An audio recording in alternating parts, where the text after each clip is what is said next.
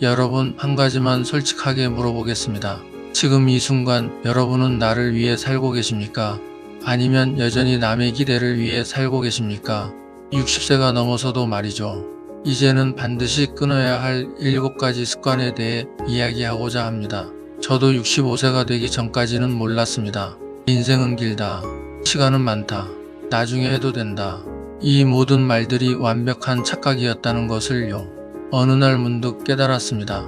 남은 인생은 누구와 사느냐가 아니라 어떻게 살아가느냐가 모든 것을 결정한다 라고 많은 분들이 이렇게 말씀하십니다. 우리 나이쯤 되면 이미 늦었다고. 절대 아닙니다. 오히려 지금이 늦지 않은 마지막 순간입니다. 이 7가지를 오늘 끊는다면 여러분은 후회 없이 품격 있게 늙어갈 수 있습니다. 지금부터 그 이야기를 시작하겠습니다. 만약 이 영상이 도움이 되신다면 댓글에 네 한 글자만 남겨주세요. 여러분의 목소리가 저를 더 성장하게 만듭니다. 구독과 좋아요로 같은 고민을 하는 분들에게 희망을 전해주세요. 마지막까지 보시면 여러분 삶의 전환점이 될 해답을 얻게 됩니다.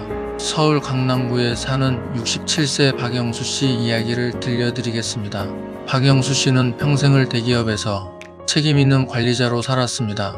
회사에서는 존경받는 사람이었고 가족들에게는 든든한 가장이었습니다. 퇴직 후 1년, 박영수 씨는 매일 아침 눈을 뜨면서 이런 생각을 했습니다. 오늘 뭐하지?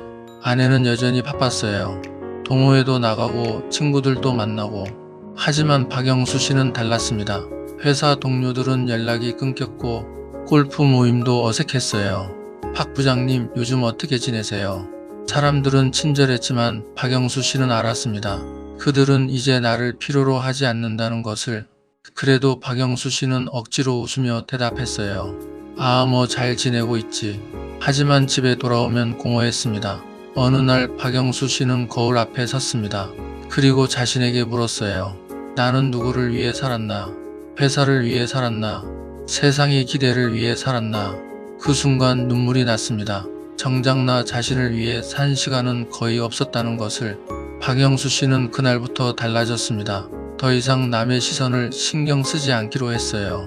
억지로 관계를 유지하지 않기로 했어요. 자식에게 기대를 걸지 않기로 했어요. 대신 자신을 위해 살기 시작했습니다. 매일 아침 산책을 시작했고 혼자 도서관에 가서 책을 읽었어요. 오래된 기타를 꺼내서 다시 연습했습니다. 1년이 지나자 박영수 씨는 놀라운 변화를 경험했습니다. 더 이상 외롭지 않았던 겁니다. 혼자 있어도 괜찮았고 오히려 그 시간이 가장 평화로웠어요. 박영수 씨는 이제 이렇게 말합니다. 60세 이후의 진짜 자유는 혼자 있어도 외롭지 않은 마음에서 시작됩니다. 자, 이제 박영수 씨가 끊었던 그 7가지 습관이 무엇인지 구체적으로 살펴보겠습니다. 첫째, 남의 시선을 신경 쓰며 사는 습관입니다. 60세 이후의 삶을 가장 무너뜨리는 첫 번째 후회는 바로 이것입니다. 남들이 뭐라고 생각할까? 젊을 때는 이해합니다. 사회생활도 하고 관계도 넓히고 경쟁도 하니까요. 하지만 60 이후에는 완전히 다른 원칙이 필요합니다. 왜냐하면 우리 인생은 남의 인생이 아니기 때문입니다. 저는 이제야 알았습니다. 남의 눈치를 보는 순간 내 삶을 그 사람에게 넘겨준다는 것을. 한 지인이 제게 이런 말을 했습니다. 젊어서 남의 시선을 의식하면 체면이지만 늙어서 남의 시선을 의식하면 후회입니다. 정확한 말입니다. 남을 위해 사는 인생은 결국 아무도 인정해주지 않습니다. 그리고 그 누구도 그 책임을 대신 져주지 않습니다. 생각해보세요. 평생 남의 시선을 의식하며 살았는데 정작 그 사람들이 여러분의 노후를 책임져 줍니까? 아니에요. 여러분이 아플 때, 여러분이 힘들 때 그들은 어디에 있습니까? 없습니다. 독일 철학자 쇼펜하우어는 이렇게 말했습니다. 타인의 평가에 의존하는 사람은 자기 인생의 주인이 될 수 없다. 60세 이후에는 이렇게 질문해야 합니다. 오늘 나는 나를 위해 살았는가? 이 질문에 네라고 대답할 수 있는 하루를 사세요. 그게 진짜 성공한 하루입니다. 옷을 입을 때도, 밥을 먹을 때도, 사람을 만날 때도 내가 편한가를 먼저 물어보세요. 남들이 어떻게 볼까가 아니라 내가 좋은가를 기준으로 삼으세요. 그게 60세 이후의 첫 번째 자유입니다. 둘째, 억지로 관계를 유지하려는 습관입니다. 60세가 넘으면 관계는 자연스럽게 정리되기 시작합니다. 그리고 그건 실패가 아닙니다. 그것이야말로 성장입니다. 젊을 때는 많은 관계가 필요합니다. 하지만 나이가 들수록 관계는 양이 아니라 깊이만 남습니다. 영국의 인류학자 로빈 덤바는 흥미로운 연구 결과를 발표했습니다. 인간이 진정으로 유지할 수 있는 의미 있는 관계는 평균 5명 정도라고요.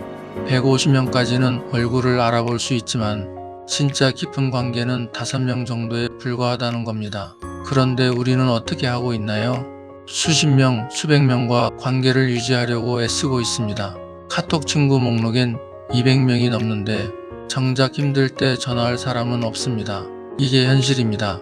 저도 모임을 몇 번 정리해봤습니다. 연락도 끊어보고 익숙했던 사람들을 떠나보내기도 했습니다. 처음엔 불안했어요. 사람들이 나를 이상하게 생각하지 않을까? 나만 혼자 남겨지는 건 아닐까? 하지만 결과는 의외였습니다. 수십 명이 아니라 겨우 한두 명이 남았습니다. 그리고 저는 깨달았습니다. 진짜 친구는 오랜 세월이 아니라 함께 있을 때의 편안함이 만든다. 억지로 만나면 불편합니다.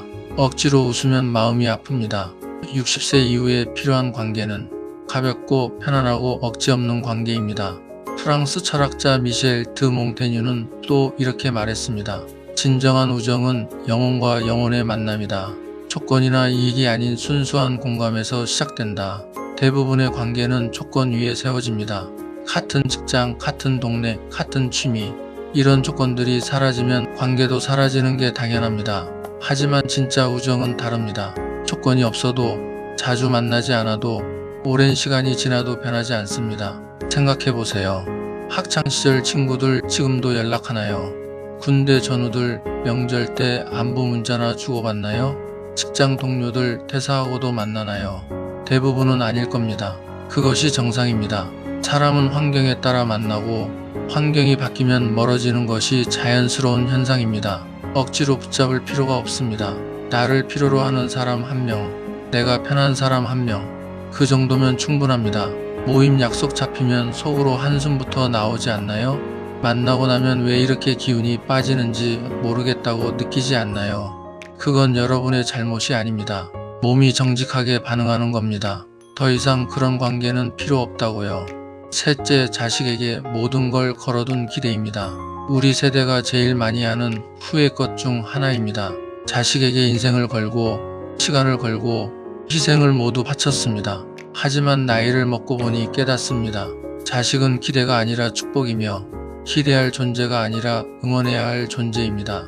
자식이 나를 책임져 줄 거라는 기대, 그건 오래된 환상입니다. 이제는 자식 인생이 아니라 내 인생을 살아야 할 때입니다. 제가 만난 한 어르신이 이렇게 말씀하셨습니다. 평생 자식을 위해 살았는데 이제는 나를 위해 살고 싶습니다. 저는 그 말을 들으며 생각했습니다. 왜 우리는 이렇게 늦게 깨닫는 걸까? 자식은 사랑의 대상이지 내 노후를 대신 살아줄 사람은 아닙니다. 미국의 심리학자 칼 로저스는 이렇게 말했습니다. 부모가 자식에게 줄 수 있는 최고의 선물은 독립적인 삶을 사는 모습을 보여주는 것이다. 생각해보세요. 자식이 부모를 걱정하게 만드는 것보다 자식이 우리 부모님은 행복하게 사신다고 말할 수 있는 게 더 큰 선물 아닐까요? 자식에게 의지하려 하지 마세요. 자식에게 기대를 걸지 마세요. 대신 자식이 걱정하지 않아도 되는 부모가 되세요. 그게 진짜 사랑입니다. 한국보건사회연구원의 조사에 따르면 65세 이상 어르신 중 72%가 자식에게 기대를 걸었다가 실망했다고 답했어요. 이게 무슨 의미일까요? 여러분만 그런 게 아니라는 겁니다. 대부분이 그래요. 이건 개인의 문제가 아니라 시대가 바뀌면서 생긴 자연스러운 현상입니다. 옛날에는 자식이 부모를 모셨습니다. 하지만 지금은 다릅니다. 자식도 자기 인생을 사느라 바빠요. 그걸 이해해야 합니다. 그리고 나도 내 인생을 살아야 합니다. 넷째, 과거에 매달리는 습관입니다. 60대가 되면 과거가 자꾸 떠오릅니다. 잘 나가던 시절, 돈 잘 벌던 시절, 사람들이 내 곁에 많았던 때, 그 시절은 소중합니다. 하지만 다시 돌아갈 수는 없습니다. 문제는 과거를 잊는 게 아니라 과거에 머무르는 것입니다. 저는 어느 순간 이렇게 생각했습니다. 과거는 나를 키운 추억이지 지금의 나를 가두는 감옥이 아니다. 스페인의 철학자 호세 오르테가는 이렇게 말했습니다. 인생은 과거로 돌아갈 수 없다. 우리에게 주어진 것은 오직 현재뿐이다. 우리 인생에서 가장 중요한 시점은 과거도 아니고 미래도 아닙니다. 바로 지금입니다. 오늘입니다. 과거에 집착하는 사람은 현재를 놓칩니다. 내가 예전에는 얼마나 잘 나갔는데, 그때는 사람들이 나를 얼마나 존경했는데, 이런 말을 자주 하시나요? 그렇다면 지금 당장 멈추세요. 과거의 영광은 지금의 나를 초라하게 만들 뿐입니다. 과거를 추억하는 건 좋아요. 하지만 과거에 사는 건 안 됩니다. 지금 이 순간, 지금 이 자리에서, 지금 할 수 있는 일에 집중하세요. 그게 진짜 현명한 노년입니다. 다섯째, 건강을 내일로 미루는 습관입니다. 여기서 한번 물어보고 싶습니다. 60세 이후 가장 후회하는 게 뭔지 아십니까? 대부분 이렇게 말합니다. 그동안 몸을 챙길 걸. 돈은 다시 벌 수 있습니다. 관계는 다시 만들 수 있습니다. 하지만 건강은 한번 놓치면 되돌릴 수 없습니다. 늙어갈수록 건강은 노후의 인생보험입니다. 하버드 의대 연구에 따르면 매일 30분씩 걷는 사람은 그렇지 않은 사람보다 수명이 평균 7년 더 길다고 합니다. 산책, 스트레칭, 근육 운동. 아무리 작아 보여도 오늘 한 걸음이 10년 후에 나를 지킵니다. 건강을 미루는 사람은 행복을 미루는 사람입니다. 내일부터 운동해야지. 다음 주부터 병원 가야지. 이런 말 이제 그만하세요. 오늘 지금 하세요. 10분이라도 좋습니다. 집 앞 한 바퀴라도 좋습니다. 지금 시작하는 것이 중요합니다. 일본의 100세 연구에 따르면 100세 이상 장수하는 사람들의 공통점 비리가 바로 매일 규칙적인 운동이었습니다. 거창할 필요 없습니다.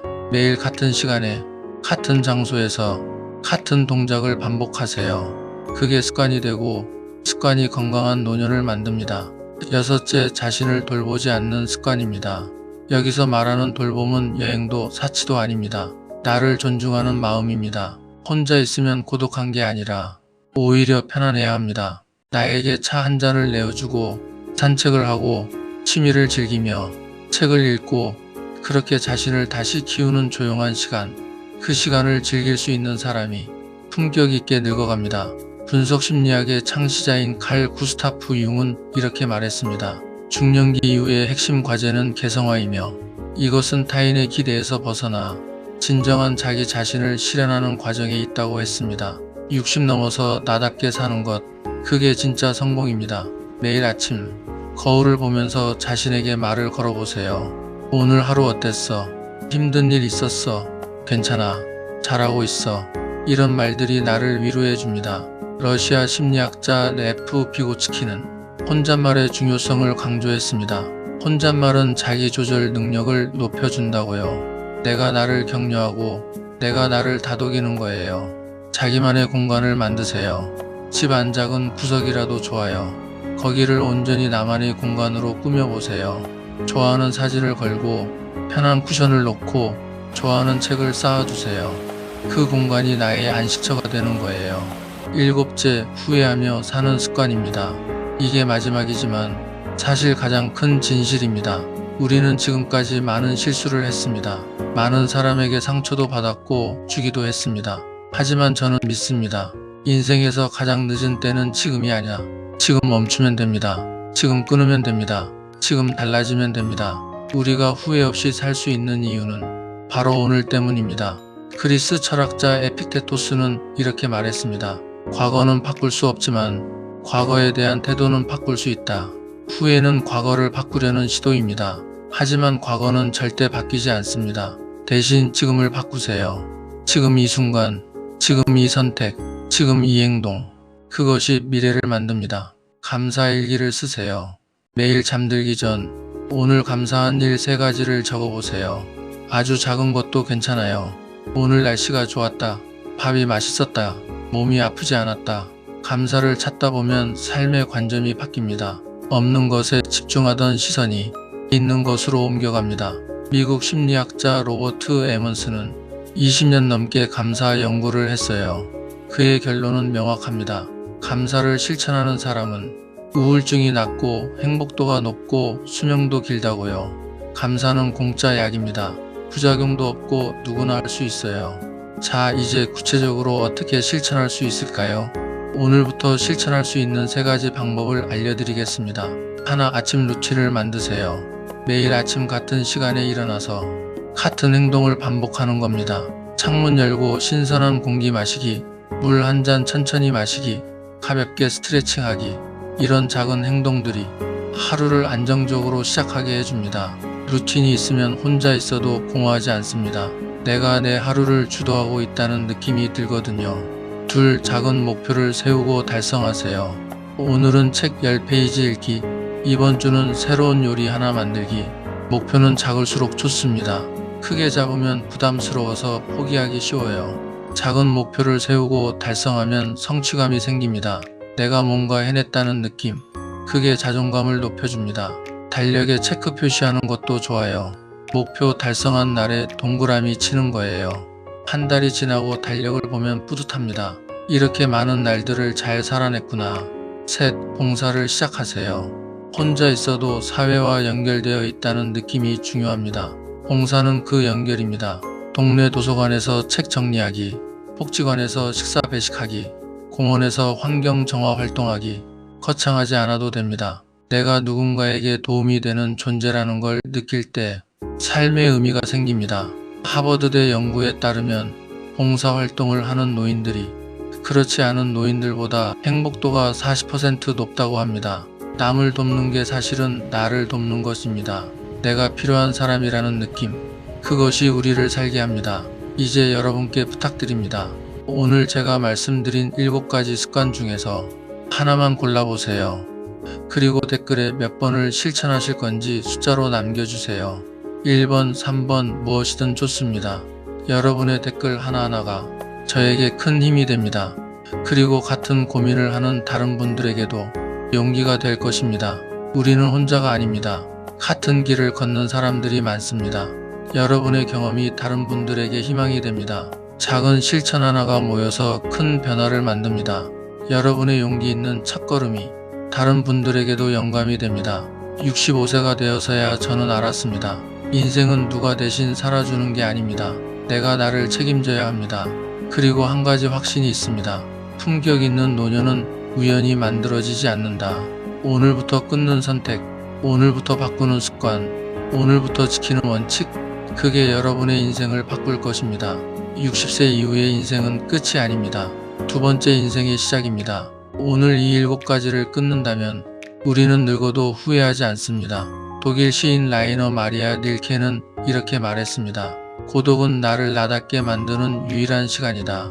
무리 속에선 나를 잃지만 고독 속에선 나를 찾는다. 오늘부터 여러분의 삶이 달라지길 바랍니다.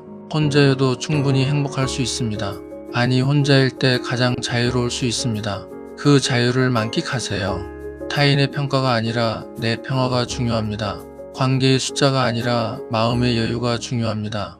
여러분이 혼자 앉아 차 한 잔 마시며 편안함을 느낀다면 그게 바로 성공한 인생입니다. 남들이 뭐라 하든 친구가 많든 적든 중요한 건 내 마음이 평온한 것입니다.